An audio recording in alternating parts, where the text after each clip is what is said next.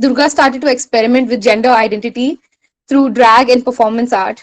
The drag alter ego is called Shakti and is the first performing drag king in India. Durga's practice uses various mediums to express and inspire, but the string that binds all that they do is being true to oneself and working from a place of love.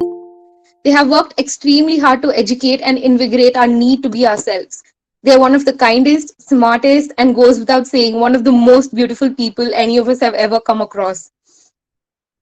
It's an honor to be in the presence of you, Durga. And without further ado, I call upon Durga to share with us their message. Uh, so Oh, thank that's you. so sweet. You made me emotional. Like, oh, wow, that's a lot. All right. The thing is that everybody sees themselves differently, right? Like, I'm just me to myself. I'm not all of those things that you just described me as. Like, that doesn't, to me, sound like me. It's like the things I do, and it's how people see me. And I don't know, it's just every time I hear something like that, I'm just like, is she really talking about me? Like every single time. And I guess that's connected to my identity. It's connected to how I see myself, and it's connected to my dysphoria as well. So, just to introduce a little bit, I'm not going to elaborate on it because I'm sure all of you already like looked up things and stuff like that. But basically, I'm a gender fluid person. I came out when I was 24 years old, which is like 3 years ago.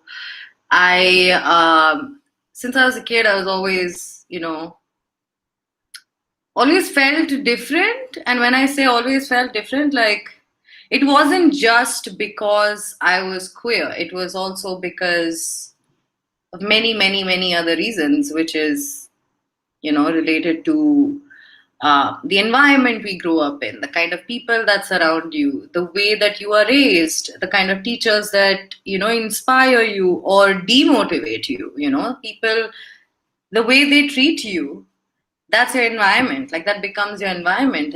And one of the major things about identity is that the person you are, like on the outside and on the inside, when I talk about those two things aligning, for me, it just means that if I am kind to myself, the way that I speak to myself, if I'm able to speak the way that I show kindness to the world, if I'm able to show that same kindness to myself, even when I don't like myself, is a win, personally for me. So my entire journey in my life till now has been about that. It has been about being authentic and real and honest. And I was just talking to some of my friends yesterday, being like, I'm a mess, like I don't have things figured out at all. So when people look up to people, they think that, this person has things figured out, this person like knows what they want, blah, blah. It's just about finding out every second, every moment, and being authentic to yourself in that present moment. Like,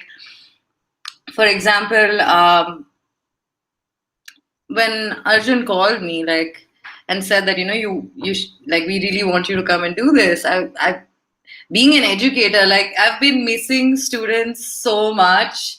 So thank you, first of all you guys to like think of me and call me, because I was like, oh my god, I finally like get to speak to some other human beings. I've been just here with my dog. Um, but anyway, like even Lata ma'am, thank you so much for your kind words, and thank you so much for mentoring all of them.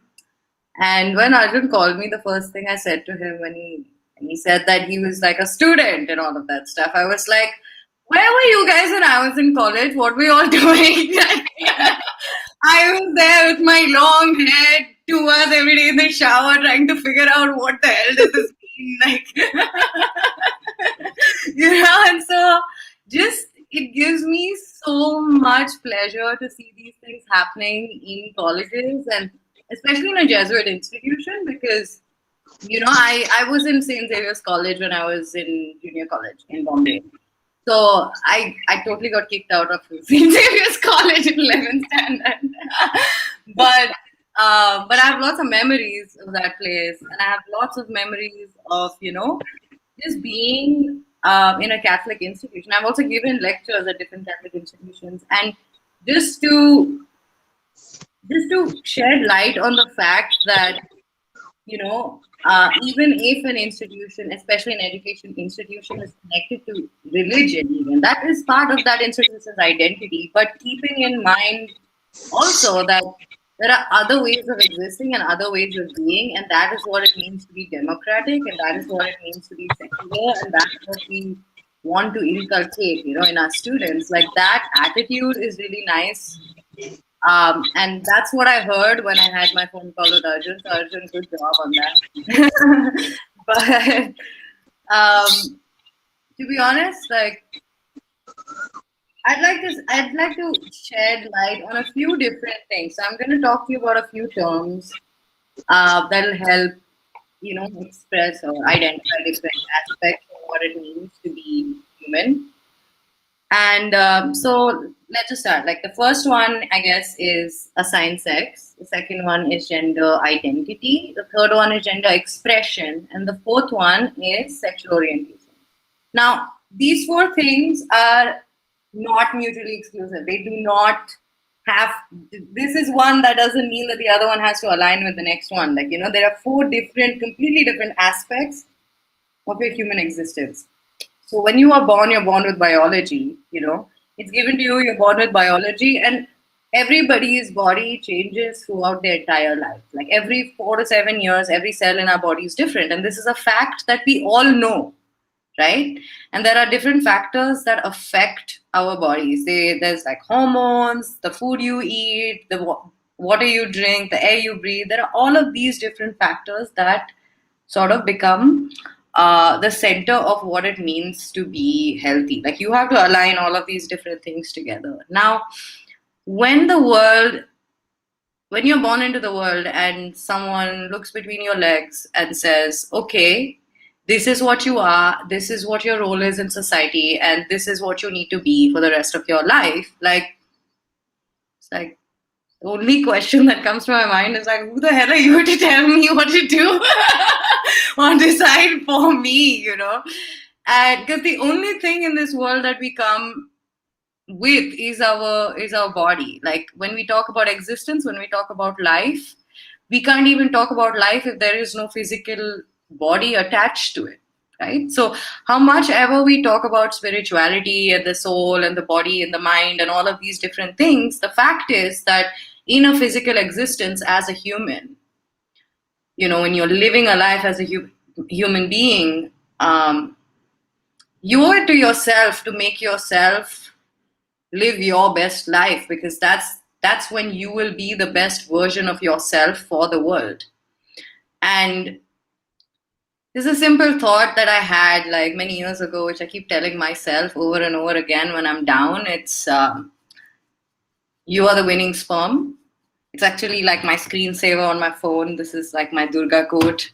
But I keep telling this to myself and I take it very seriously, because if you look at like evolution, you look at how many people, you just forget about evolution, look at how many people have existed in the time that we know, and how many exist right now, and how many have existed in the past. Like the mathematical probability of you existing in a life form with a body in this physical world is next to nothing. And so when a person comes into the world, to me, it's like all of us are winners, right? We all won this giant race to get to life. And now when you are living this life, there's so many other challenges and so many other things that can get in the way. Like, for example, we live in a country where the male to female population is really sad. But on an average, like I'm going to send you guys a link right now. Okay, so just check this out. So this is on the official like Niti Aayog page. This is the state-wise ratio, year-wise census. And right now, um, the national average in India for male to female is to every 1,000 males, there's 900 females, right? And that's really, really, really scary to me. So, here in the chat, I've just put a link. There are some states where the population is so low, it's it changes the balance and changes the energies in a country. It changes the way the society operates. It changes the way how power operates. And in a country which is the largest democracy in the world, where we have 65% of population under the age of 35, like it is time right now to really use technology to our advantage to facilitate the education of all the minorities that we possibly can, because especially being one of the most diverse cultures in the world, we have like some 3,000 dialects. There's so many ways of existing as an Indian in India that it really inspires me and scares me. And there are like drawbacks to being in India, there are positive things to being in India, but it is a country of contrasts. And so even looking at trans visibility, like all of us grew up seeing trans people on the street like every day, every other day. All of us, we never talked about it. There was this ambiguous sort of like energy around that conversation that nobody really had. But now we're starting to talk about it. Like we've become like, even though trans rights and stuff in India are a big mess and we're still negotiating and figuring out with the government and everything, it's just the things that we need to think about really is the fact that what what controls this entire body, right? Like it's our mind. Everybody's got a brain. It's a muscle that you really need to nurture in your life, because that's what keeps you healthy. If you have good thoughts, you want to be healthier. If you have bad thoughts, your body automatically gets stressed. Now, when someone is born into the world with certain biology, whether they are, if we understand that biology is biology and gender identity is how one experiences oneself within one's body, like how one identifies with themselves. It's about your soul, it's about your brain, it's about how your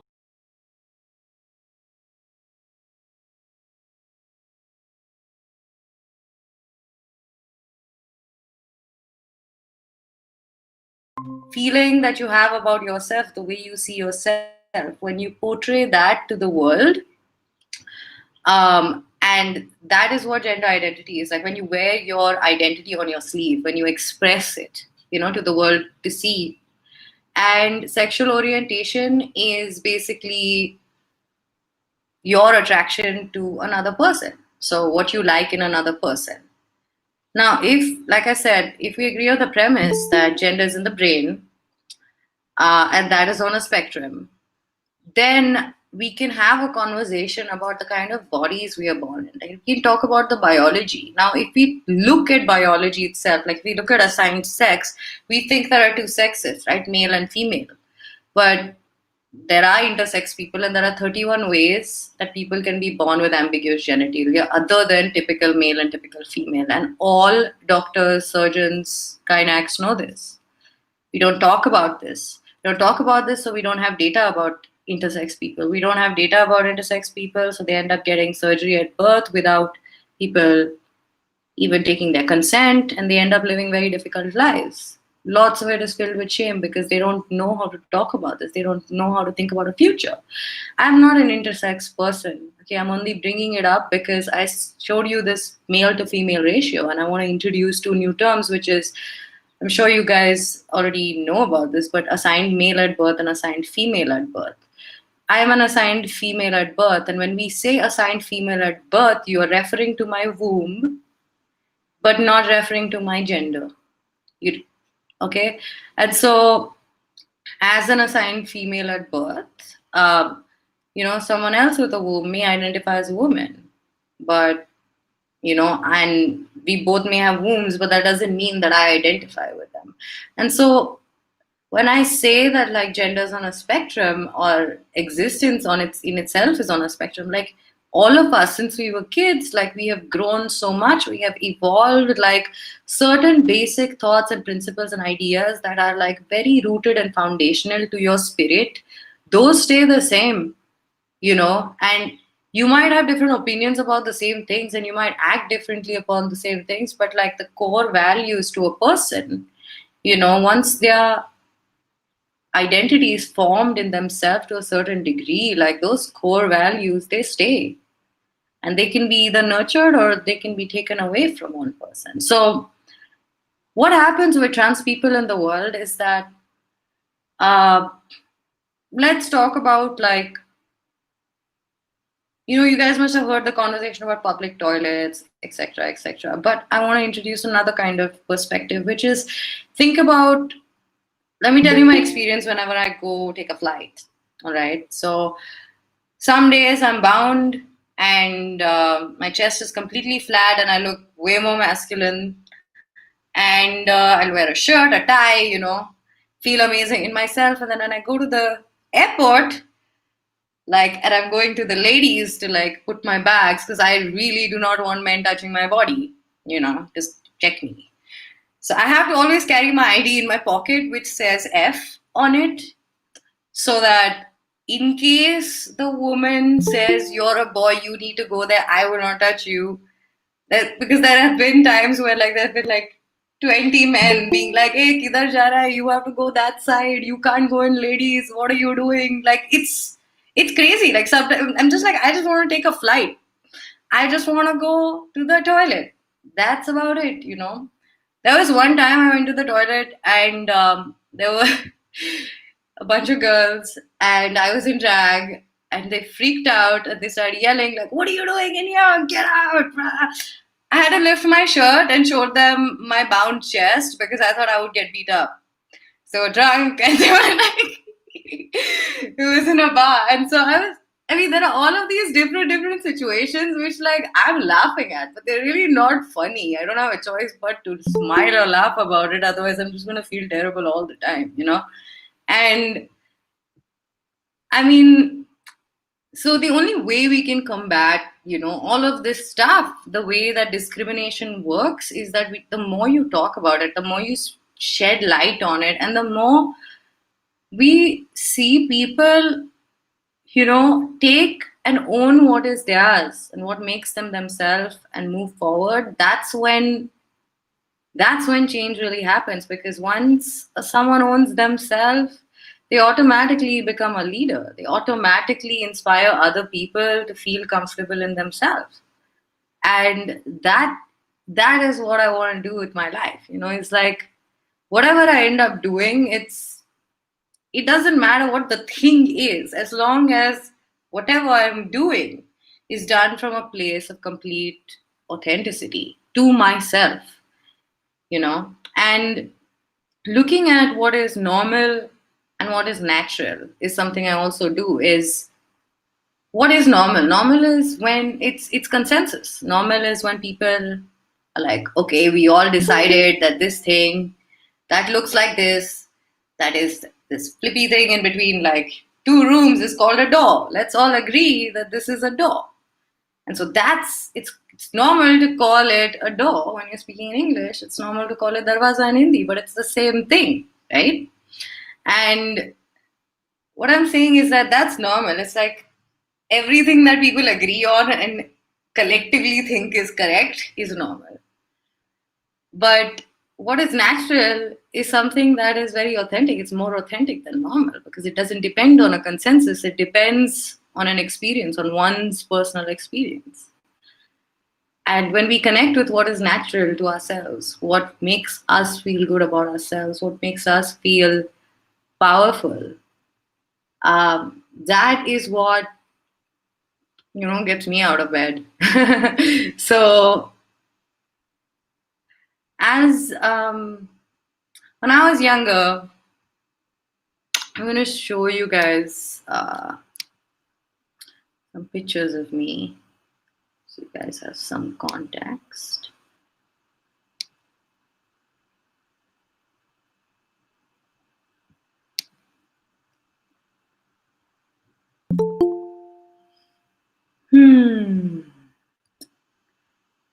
It's so weird. Every time I like go through a bunch of my photographs in the past, I just feel like I'm staring at someone I used to know.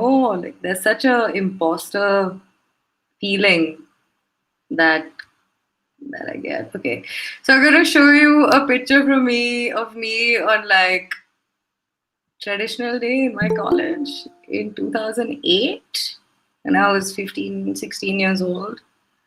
Oh my god,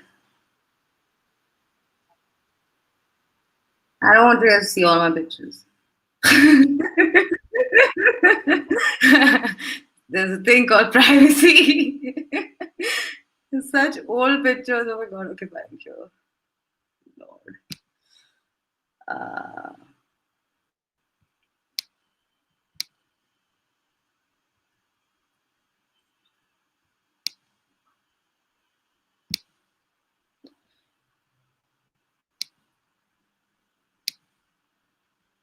okay, let me know when you can see my screen.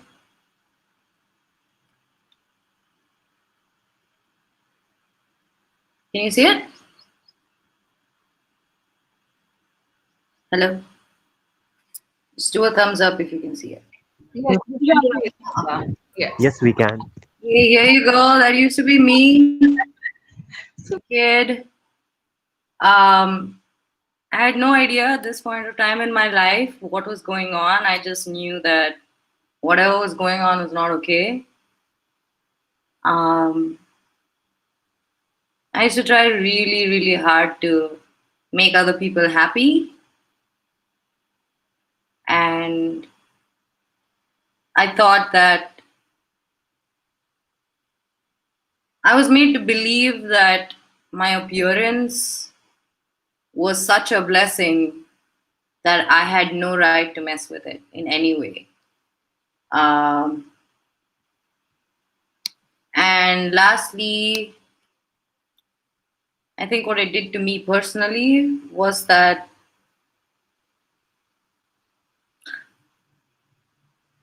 there was this disconnect happening, right? Like with what I was going on outside and constantly thinking about my body and how everyone is viewing it all the time. It's only after years and years of like self discovery or like being honest with myself, I started writing when I was 11 years old. And I'm gonna just pick up my laptop and show you guys my crate. But this is my crate of all the books I've written. They're basically like all my journals since I was 11 years old. And I started writing these love letters to myself in third person because I used to hate myself. I used to hate being in my body. I used to hate. I didn't know why. I just had so much hatred towards myself. I couldn't. Every time I sat, every time I walked, someone had a comment about it. Like, why are you walking like that? Be more feminine. Like, what? How? What do you mean? I'm just walking. Oh, so I'm supposed to keep my legs like this and walk. I learned all of those things really well. And by the time I was like 18, 19 years old, I mean, I used to look in the mirror and I used to be like, okay, everybody likes this. Why don't I like this?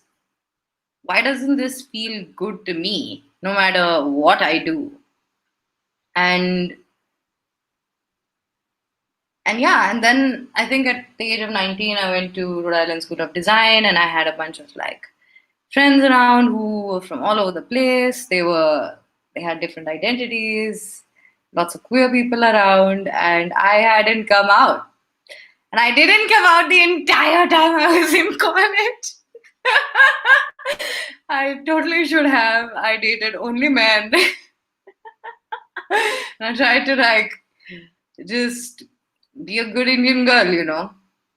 Be a good Indian girl. Like that's something that was very important to me. It's like be a good Indian girl. Be a good Indian girl. Like that those words would be in my head again and again and again. But then once I started to identify that I once I got exposed to different people who identify differently, like non-binary people, trans people, I realized I was like, this is not about being a good girl. This is about being good to myself. Being good in general, being good. That's it. Just be good and be good to yourself. Be good to the world. Like be as nurturing as possible for oneself because that's the only way that something so difficult that is troubling a person that you can't even speak about as a child. It's like, even when I try to talk about it, I have a clear memory of me telling my mother, I do not feel connected to people. I feel like I have to love you because you are my mother. But there are times when I don't feel anything. And I don't know where that comes from. And I need to find out. And it's something that I said when I was, I think, 9 years old with so much clarity. And so definitely there was something, that I was looking at, I was searching within myself.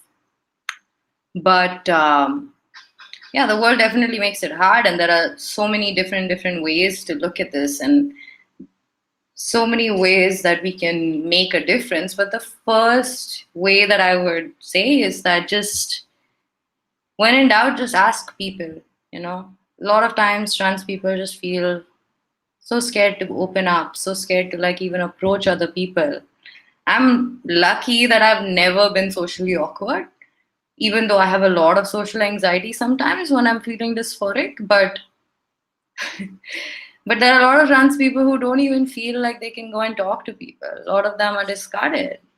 And in a country like India, where we have one of the oldest trans culture in the world, it's part of our tradition, it's part of our culture. And also, like, someone asked me a question in the question list about Ardhanarishwara. I use that example to explain to a lot of older people, like, it's like you in our country, like I'm not talking, this is not about religion, all right? Like I was brought up a Hindu, but I don't identify with being Hindu. I identify with being spiritual. But I like what mythology does in Hinduism. What does it do? There's so many deities that keep changing their form from one thing to another, to another, to another, to another. And like there are so many like stories of like deities dressing up as a woman to seduce the other person to win a war or like something. And there's so many examples of human behavior that I personally feel inspired from. There's a lot of that even in like various mythologies. Not I'm talking about this particular one because I'm most acquainted to it, and that's my lens, and that's the only reason. But I mean, my parents named me Durga, guys. So basically, when it comes to Ardhanarishwara, it is about like this balance of energy. And even in a Shiva temple, like it's not just a Shiva temple, it's actually a creation temple. His idol is not there, it's a lingam and a yoni together. It is that moment of creation that we worship. Like we worship, we put a pot of milk that slowly drips on it.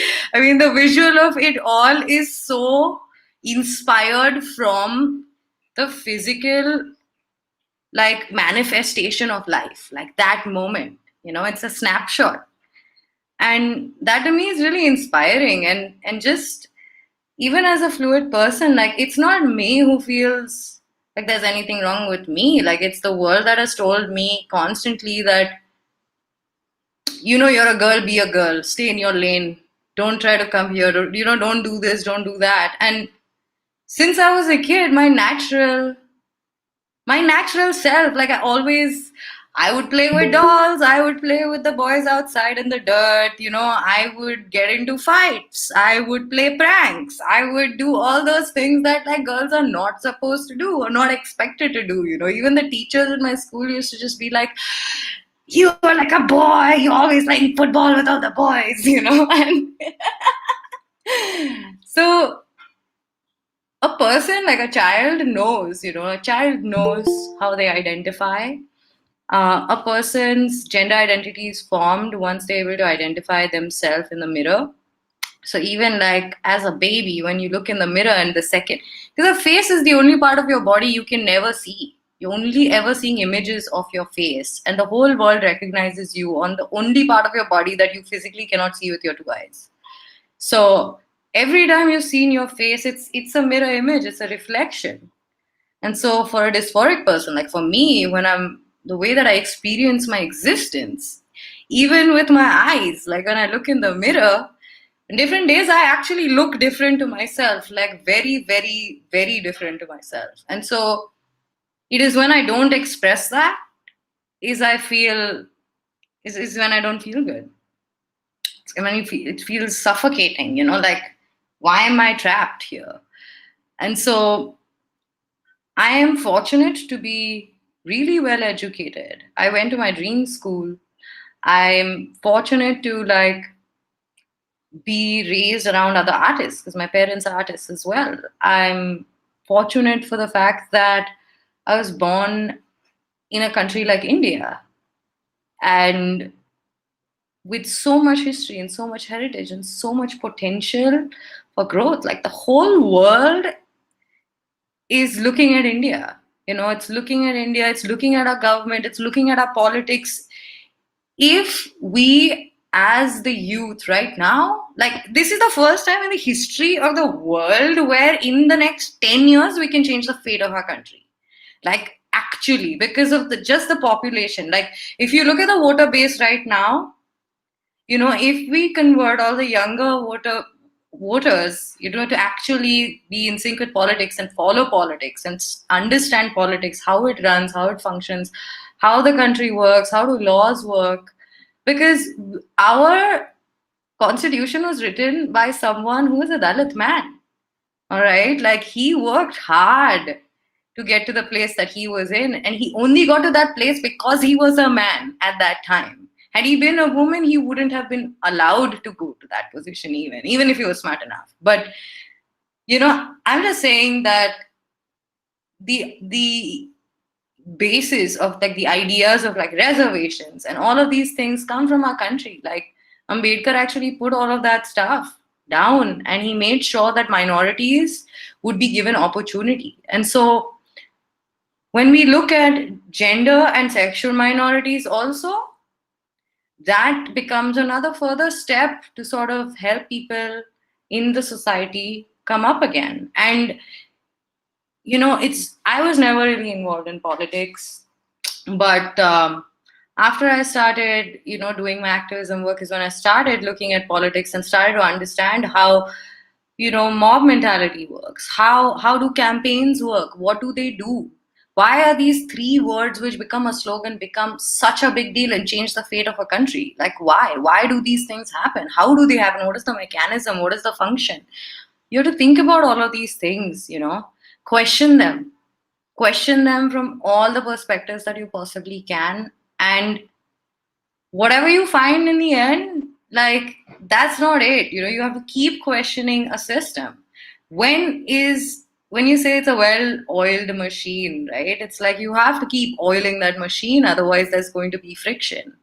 To avoid that friction, we have to keep checking in. We have to check in as citizens.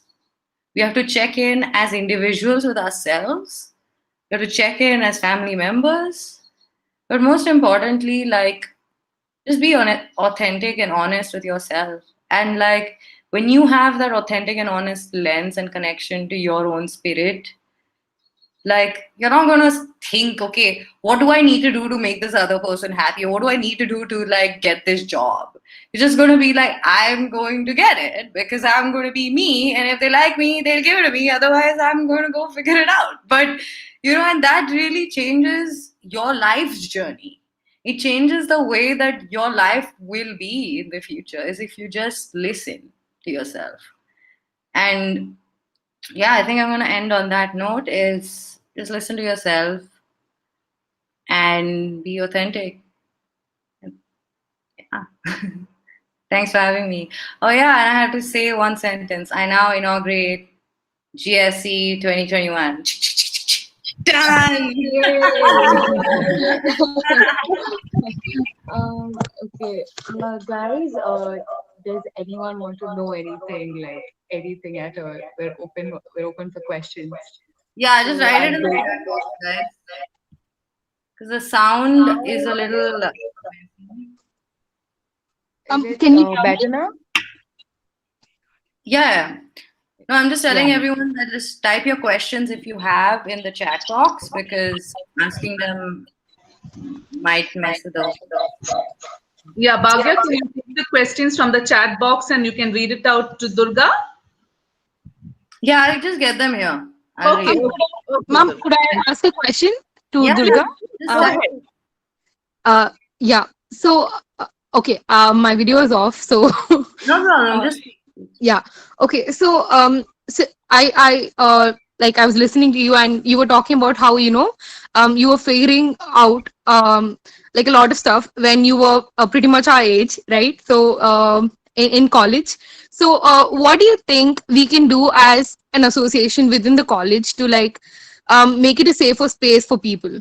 To be able to be themselves, because we've been trying to have open conversations and discussions to prompt these kind of talks to make sure that people know that there's nobody inside that's going to judge them, there's nobody that's going to tell them no, you cannot be like that or you cannot do that, right? So I just want to know what you think about it.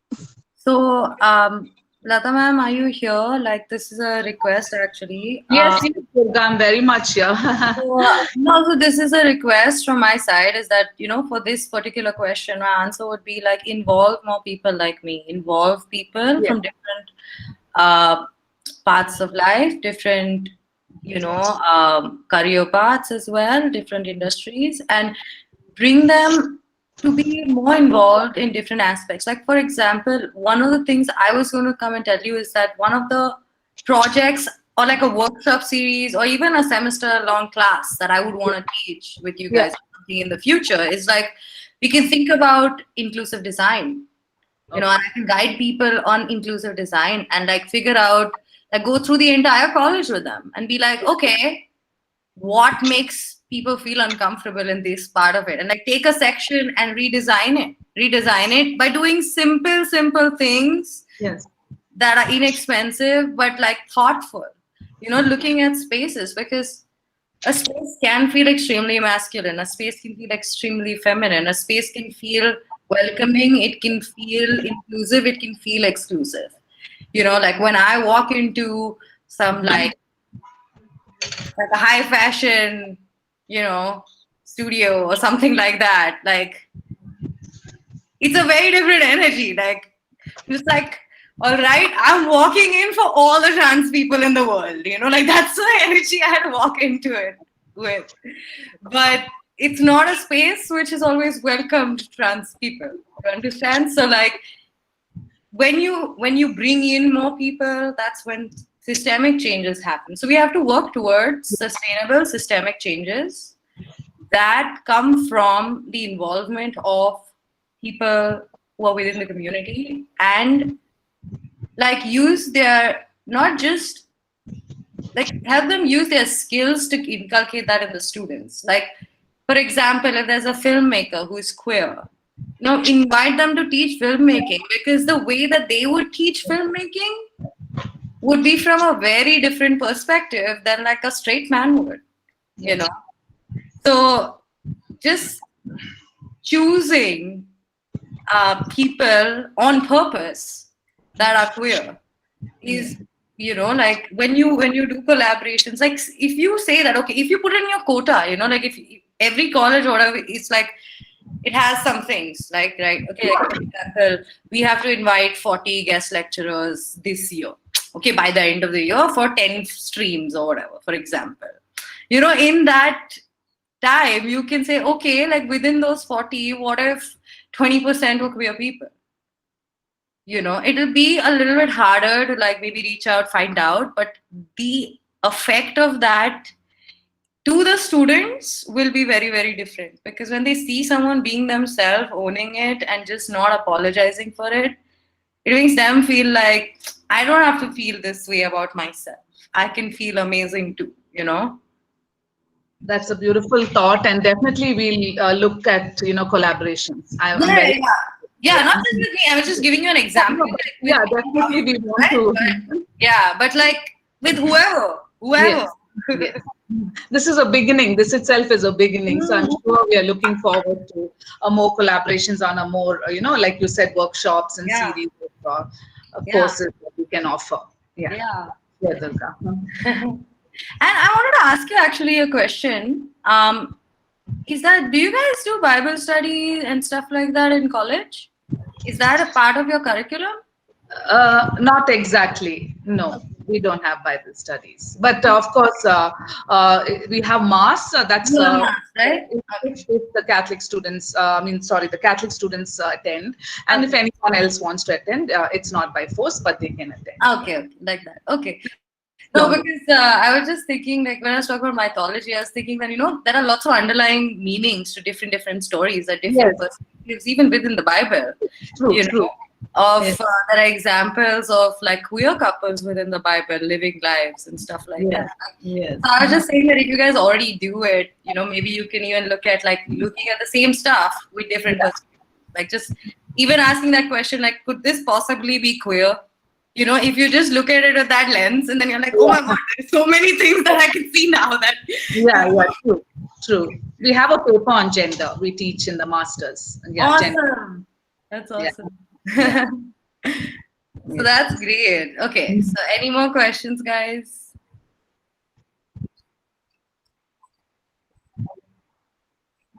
Uh-huh.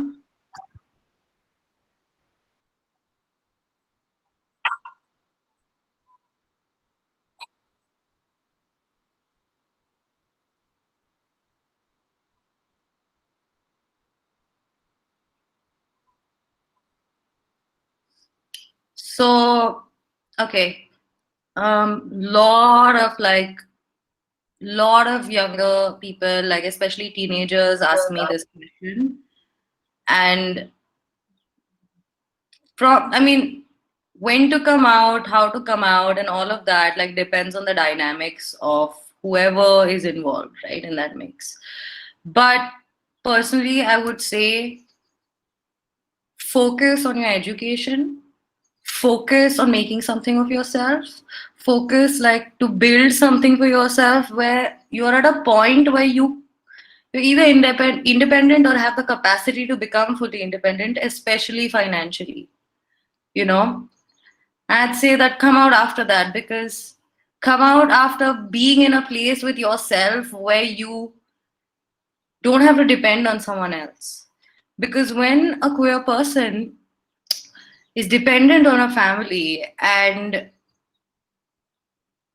they try to come out at that point, and if things aren't good and they're not understanding, it affects their education, it affects, I'm not saying that it doesn't it's going to be harder or easier, whatever. I'm just going to say that have your priorities figured out first before getting there. I was in a hurry when it came to like having relationships and all of these things, and sure, like, would I change anything in my past? Like, no, I wouldn't change anything because it's made me this person that I am now.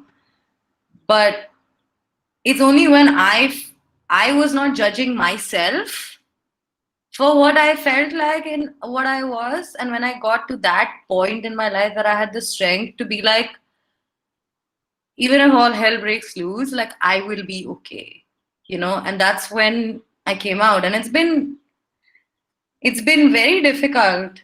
And actually, like few months ago, my family decided not to be part of my life anymore, and that's been a very difficult thing to come to terms with. It's like I'm an only child. I didn't grow up with any cousins or anything. So, and it is because I came out. Like it is the result of like everything accumulated, all the issues accumulated of after like I came out. And had I not been in a position where I could take care of myself, I don't know what I would do. I don't know. So I'm just telling you the reality of things. Before I came out, it's like I would always wonder what was wrong with me. And that's one thing I would tell you is like, how you feel, pay attention to how you feel, pay attention to what you pay attention to. Because in the end, it's your life. You're the most important person in your life. You have to live with yourself the most in your life. So you have to have the best relationship with yourself. If you don't have a good relationship with yourself, it will affect every single other relationship in the world. And so even when you're coming out, like you have to be able to come out from a place of love, not a place of anger, frustration, resentment. You know, when those negative feelings come out, it affects everything. It's like a chain that's really hard to break. And I'm only saying this because I'm I'm in a weird place with that chain right now, you know. And it's been 3-4 years that it's been going around and round and round and round and round. But in at this point, I can just say that I know I'm going to be okay. But there have been many times in my life where I didn't even think I'd make it to 27 because of my own self, not because of any external factors, because of my own self and how hard it was to just exist.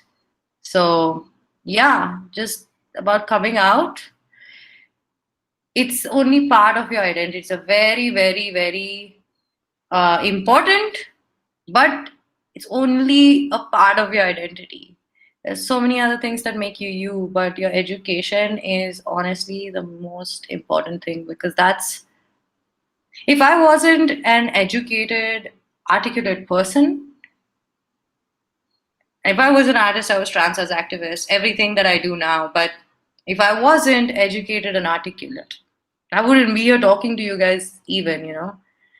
And that's one of my strengths is I want the world, I want Indian people to see trans people speak like this as well, you know. Lots of people know what trans people look like, Indian trans people look like, but nurturing the ability to be able to articulate everything you have been through without hesitating for a second, it can only come from that level of authenticity with yourself. And I just say focus on that. Focus on understanding what makes you happy, what brings you life, what makes you feel good, and just be it. You don't have to put any words to it until and unless you are ready to deal with the consequences of it. And not saying that the consequences, if they are negative, it's what you deserve. It's just the way the world works. It's difficult to be queer in this world. So I'd say be safe, keep yourself safe, and bring yourself to a point where you can celebrate yourself with the world and you don't have to be scared of anyone else's judgment because you don't judge yourself, you know. So that's that. Yeah.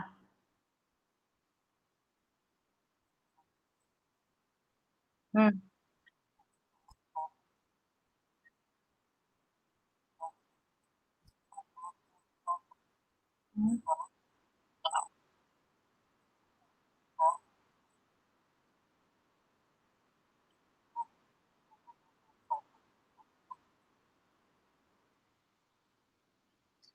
Okay, that's a strange question. It actually doesn't make sense. Sorry. But I understood your question either way. It needs to be framed differently. Uh, I'll explain it like this.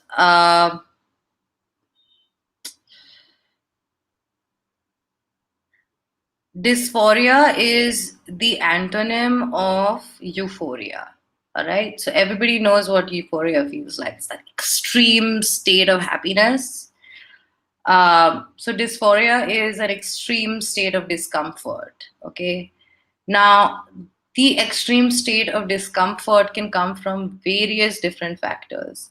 The way that dysphoria is defined in textbooks and all of this stuff is said is a disconnection between the assigned sex of a person and a person's gender identity when they don't align. Now, think about who wrote that definition. It was definitely not a trans person who wrote that definition. So, how the hell do they know what they're talking about? They don't. um, so let me redefine what dysphoria means. It's something that I read on a Twitter post once. I'm going to rephrase it and I'm going to say it to you because it really spoke to me. It went something like, I was born transgender, I was not born gender dysphoric. Dysphoria is the price that I have to pay, is the price that society makes me pay for my identity. I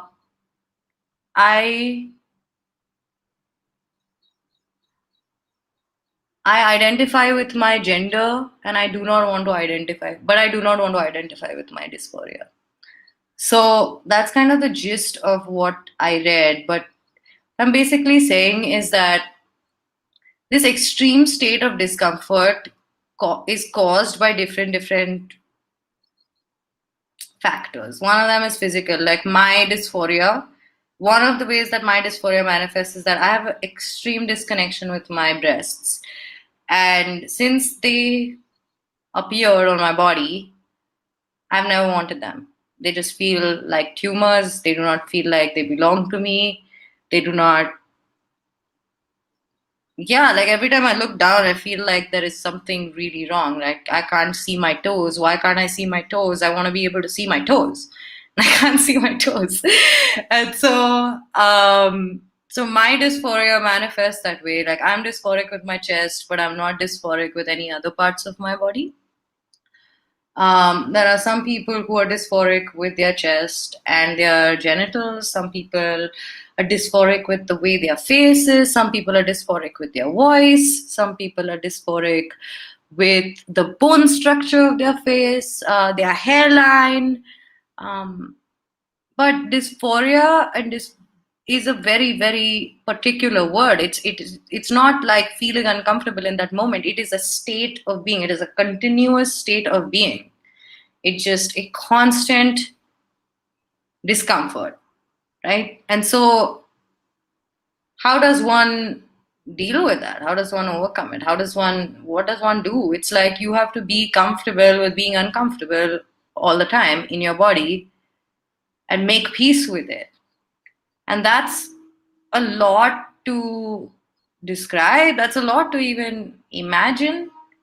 But it's like this. It's like me saying, imagine if you were born with an extra thumb that got in the way of everything that you wrote, the way you ate, everything. And the whole world just kept calling you like whatever they wanted to call you on the basis of that one extra finger. And you were not allowed to take out that one extra finger. You had to live with it because that is what defined you legally. And you just had to keep going with that and you were expected to do everything that you're supposed to do because you have that one part in your body. And so like when one's identity is different from the norm, I guess there's just like a lot of things that happen in the world just don't make sense. They just don't make any sense to me. They're just like, a lot of things in the world just feel stupid. Like there's no need for so much, and there is need for very little, very small but very particular, very humane little changes to our world that'll make things a lot easier for everyone, And so, yeah, I mean, when it comes to dysphoria, like I'll just say that wherever you are, when you are a dysphoric person, you're constantly in a state of discomfort. Like I'm extremely uncomfortable right now. And so like, it's not something, but if I let that get to me all the time, and that's what trans people do. That's why I love trans people so much and I respect them so much. I always have. It's like, how does it, you have to find a way to get to a place to exist in a world that doesn't want you to exist in it at all, and so that question that was asked is the terms that were used are all back and forth. So I hope that I covered whatever wanted to be answered. If I didn't, please rephrase and ask me again.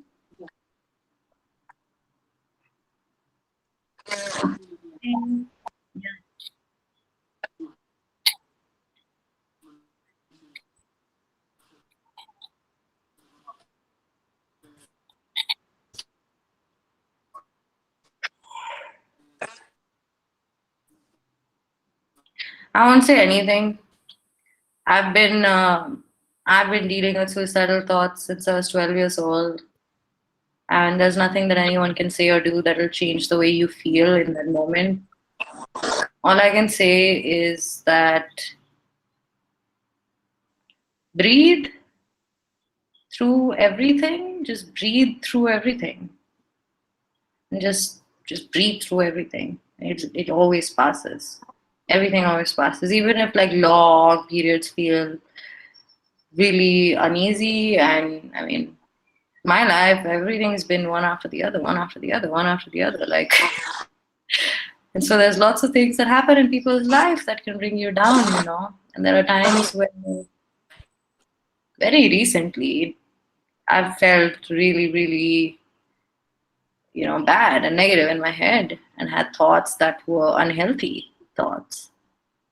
And I think that's like a lot of people, you don't have to be dysphoric, but like queer people are more prone to depression. Queer people are more prone to dependencies on alcohol and drugs. You know, queer people are more prone to suicide. And it's because of the environment. It is the environment that matters. If you're constantly made to feel unwanted and made to feel like all your relationships will change because of who you are, you know, it does make a person feel like, well, what's the point? What's the point then? And feeling that way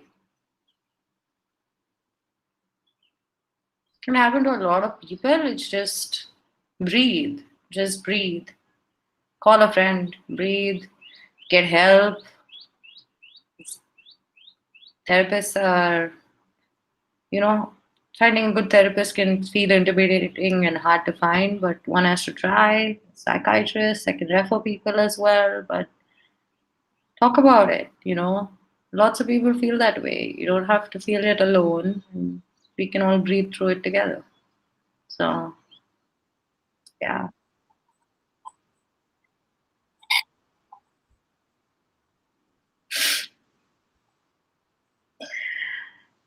It doesn't have significance. It's my life, right? Like it's just my life. Like there's no it's no difference between. It's like I call myself an artist because everything I do with artistry. You know, I do it with artistry. Everything. Like when I speak, it's with passion. It's all here. So that's what art is. It's in everything I do. It's here right now. Yeah, Durga, we have a friend from New Zealand, so I just would also like, yes, are you there? Yes? Yasmin? Oh yeah, she was trying to say something earlier. Oh, yeah. Yasmin? Okay, I'll tell. Oh man.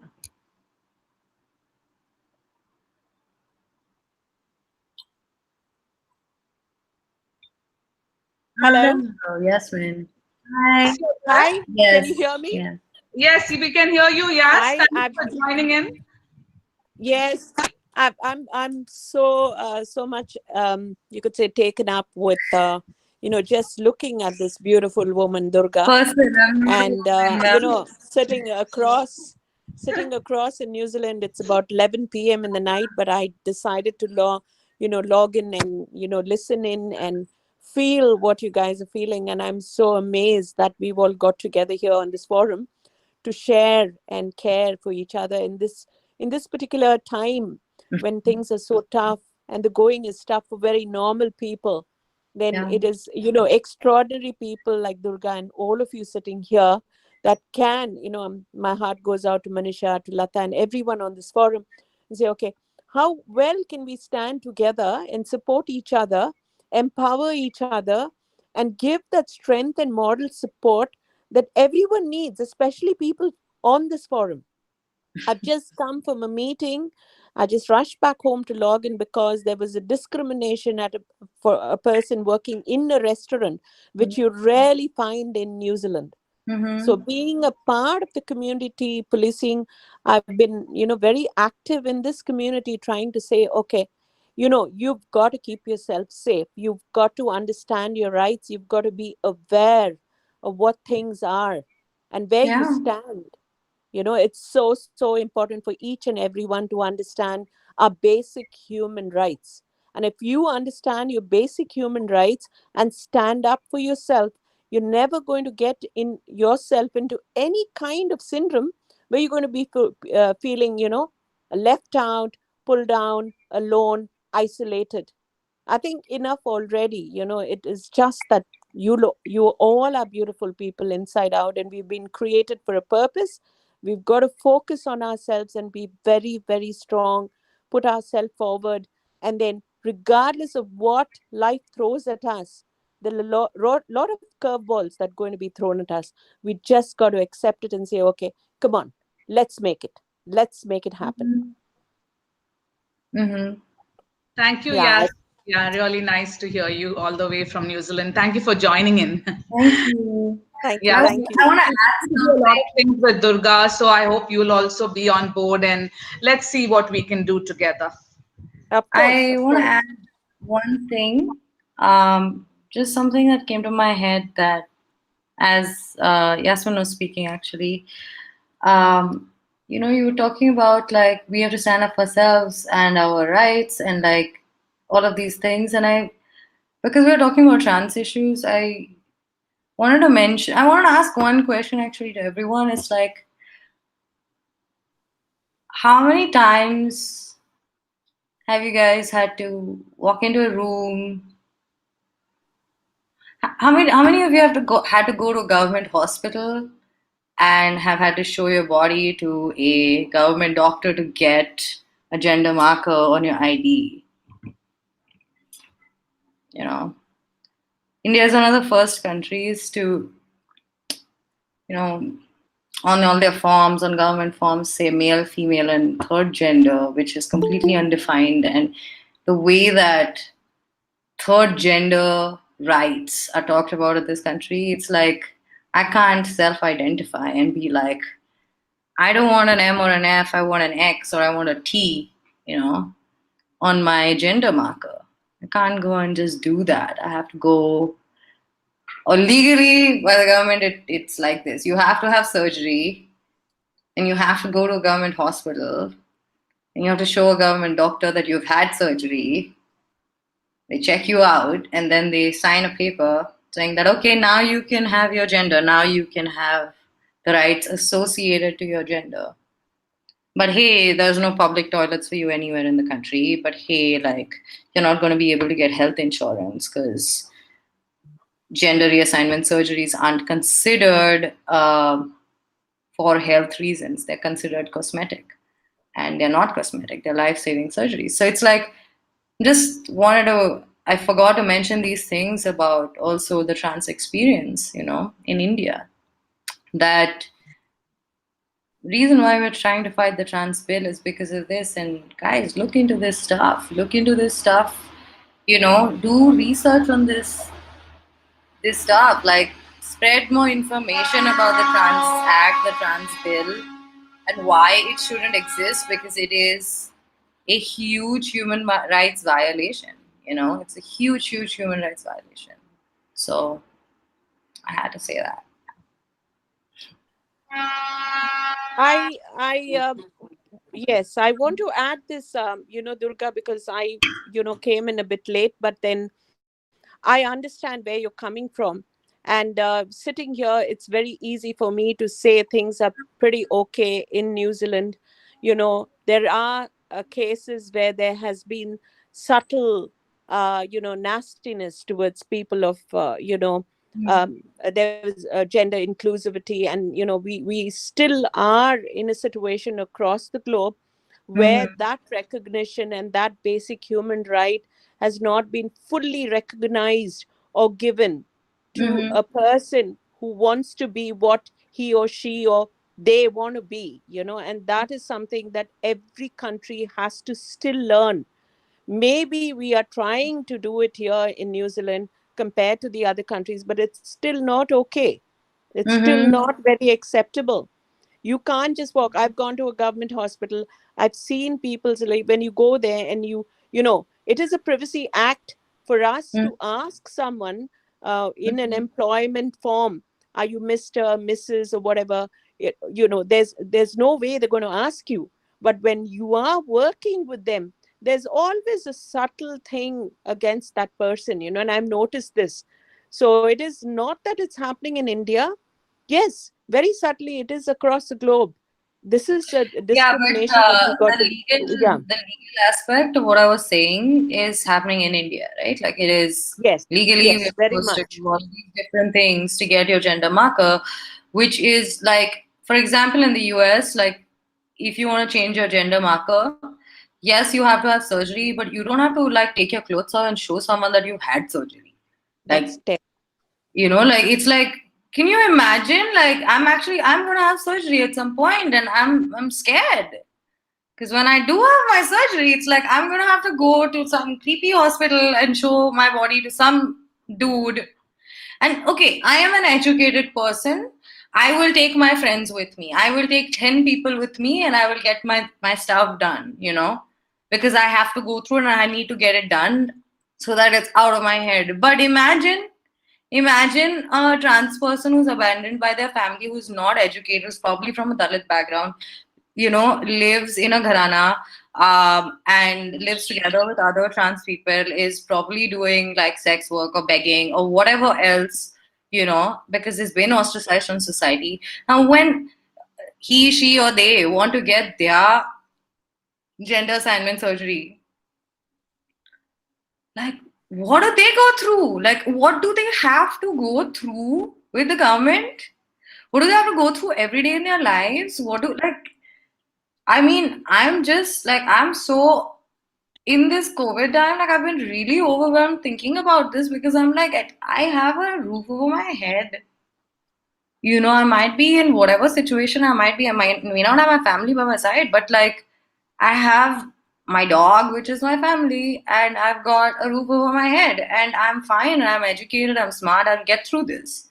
But that's not the story a lot of trans people can say. And so how can you help? Like how can you help? You can help by listening, you can help by finding creative solutions to problems, you can create campaigns to fundraise for them, you can like work on menstrual health, right? Like there's so much stuff that's there that even as college students you guys can all come together and put your brains together as your gender self, and do start small, don't start big, like start small and just like start doing small projects, like build a portfolio of things so that once you guys have to leave college, like the next people are inspired enough to take that same portfolio forward, like in for example in St. Xavier's, when I was there, they had something called as the SSL, which is the Social Service League. And I went for like,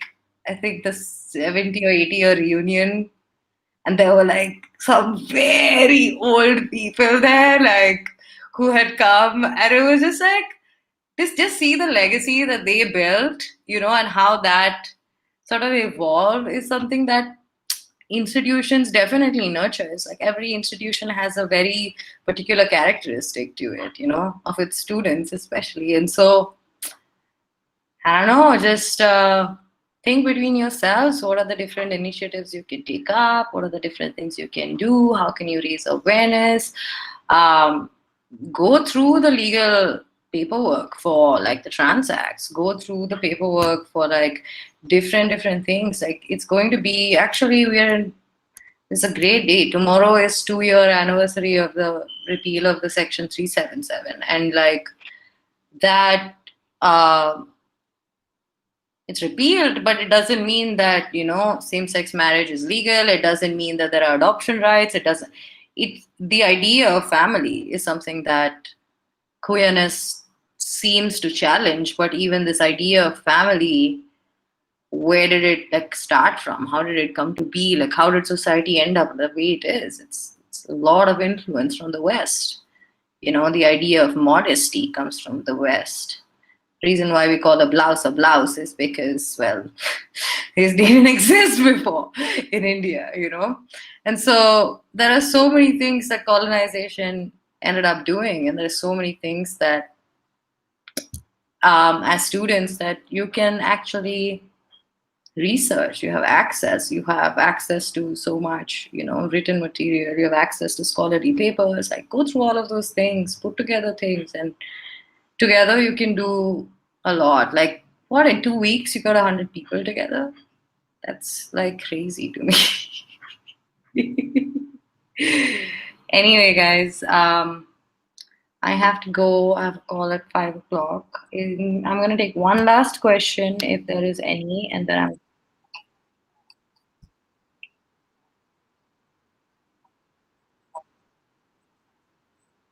Mhm. Yeah, for sure. Hi. Hi. Hello. Hi.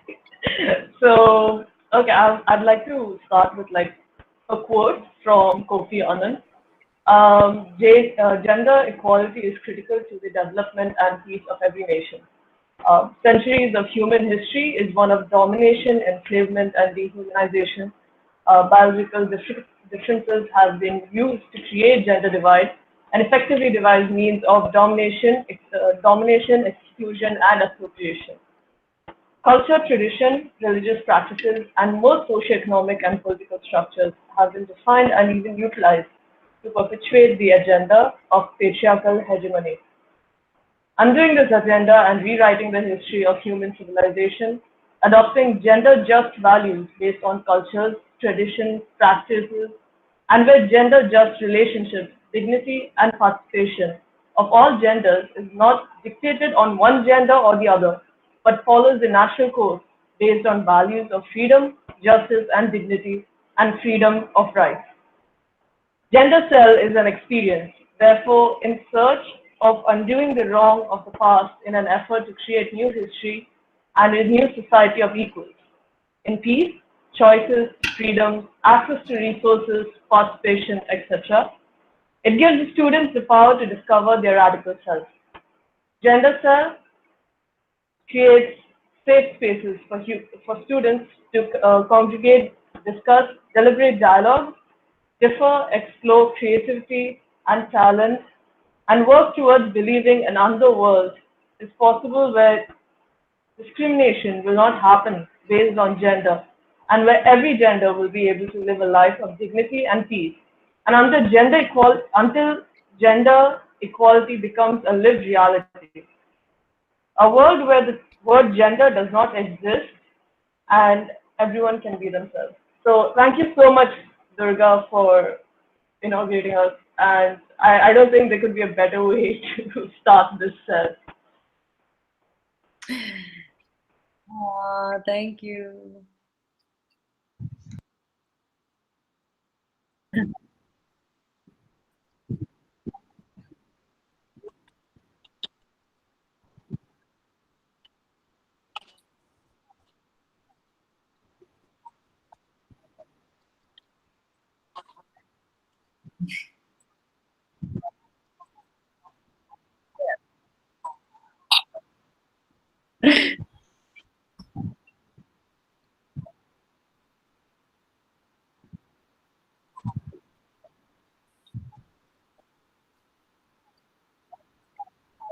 Yes.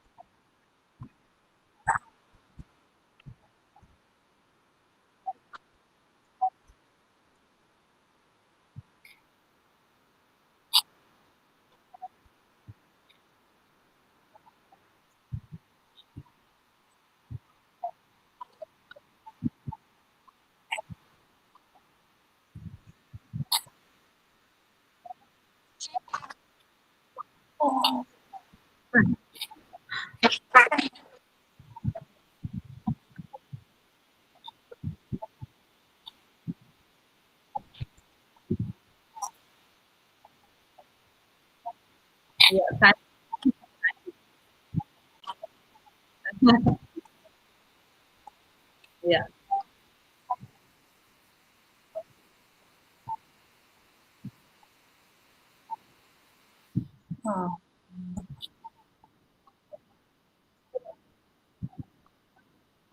Yeah, workshops. Yes, we'll do. I'm in Bangalore now. Like I've been living in Bangalore for a bit, but like I'm next Sunday signing a lease for the next 2 years, so I'm not going anywhere. Wow, nice. So, Yeah. Thank you, let's especially do the youngsters. lots of things together. Yeah, Thank you. awesome, awesome. Yes, yes, I'm coming. You're I'm coming? coming to Bangalore soon. I'm just waiting Come for this back. COVID Yes. to lift. I'm coming back. I'm coming home. Oh. Yeah. We have Dr. Shalini also on the group and everyone else who's joined Manisha. Thank you all students, my colleagues, Viola and Kiran sir, everyone. Thank you, Durga, for making this inauguration very special for us. And especially the young team who led this. Yeah, all of them. I was like really, really impressed by like how this whole thing was like. Yeah, sure. It was very like it was short notice, but I want you guys to know. Yeah, please smile. Take all the credit. I'm giving you all the credit. But seriously, I work with a lot of people, a lot of different institutions and stuff like that. And people expect your time. They don't follow up. They don't respect it. Like it's not nice. This was nice. So Yeah. good Thank job. you. That's all. Arjun, Bhagya, everyone, Sanjit, everybody. Yeah. And yes.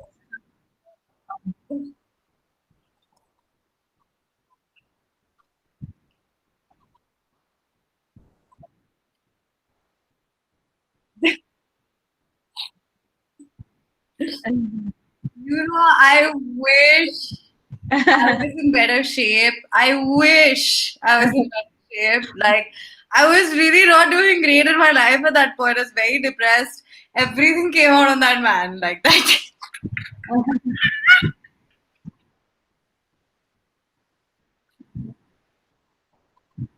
I'm not a woman.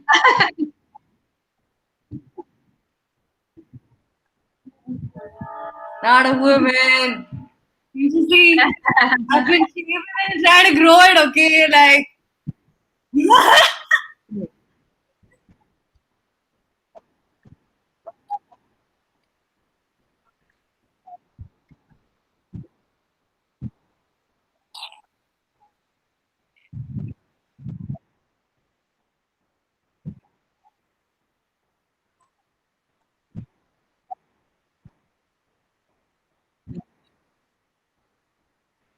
Yeah.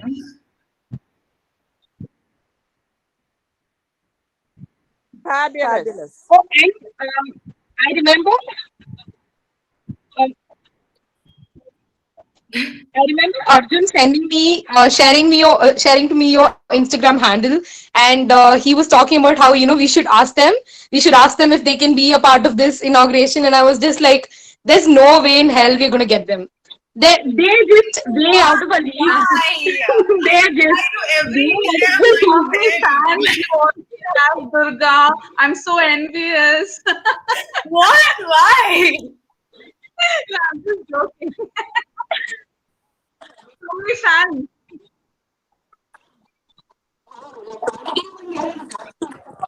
Yeah, and I remember telling Arjun, please don't be kidding about this. Please don't lie about this. Please don't tell me you actually been in contact with them.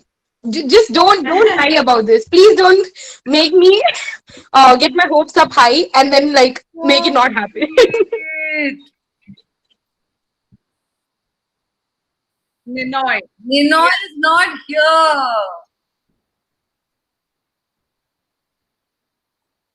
Yes, Ninoy.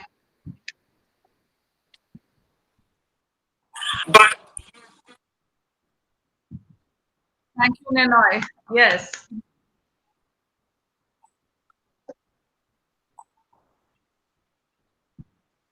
Thank you, Durga. Yes. Yeah, I'm so happy. Thank you. Thank you, You guys everyone. made my day as well. Like I told you, I've been having a really hard time.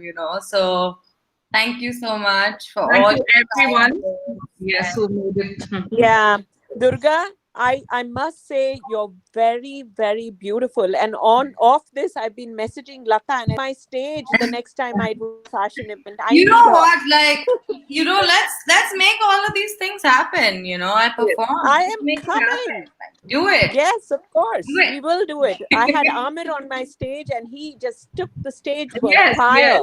You got to be there, Durga. You're beautiful. You just keep Thank you. being beautiful, and we're all behind you. Thank Yes. you.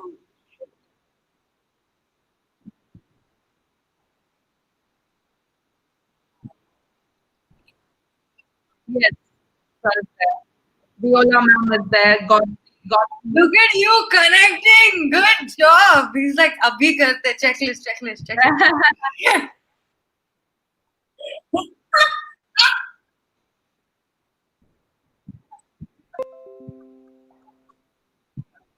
No, this is not just words. We will take this forward. I'm very sure. Yes, yes. And Me Yas too. has showed. Yes, so Yas is going to take also some of these things like the fashion shows. Yeah. Yes, Thank you. 120%. Yes.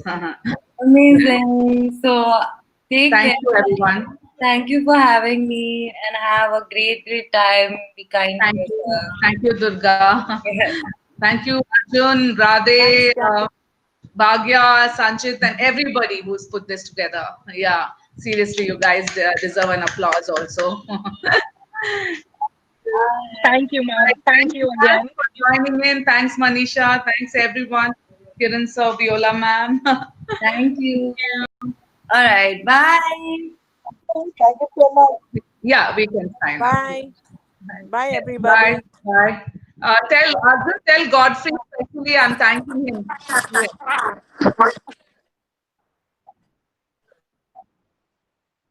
Thank you. Take care.